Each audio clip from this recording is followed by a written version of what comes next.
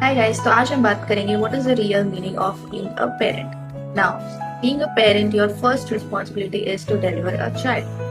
Now, when a courier boy comes to your house delivering any food item or product, do they become the owner of that? No, right? Similarly, being a parent does not mean you are the owner of your children. They are not your property. Rather, they are your biggest responsibility in this world. You are choosing to bring them into the world. कितने बच्चों को आजकल ये stress रहता है कि वो अपने पेरेंट्स की एक्सपेक्टेशन पूरी नहीं कर पाए, वो उन्हें प्राउड नहीं फील करवा पा रहे. Don't control your children. Don't put your expectations into them. Most important job is to support them. Nature has sent them with their own creative ability and gift, and their goal is to identify that gift and take it to the world. वो यहाँ आपको proud करवाने या फिर आपकी expectations को पूरा करने या फिर आपके अधूरे गोल्स पूरे करने नहीं आए हैं. Your job is to support your children. ऐसे unrealistic expectations के burden उन पे ना डालें.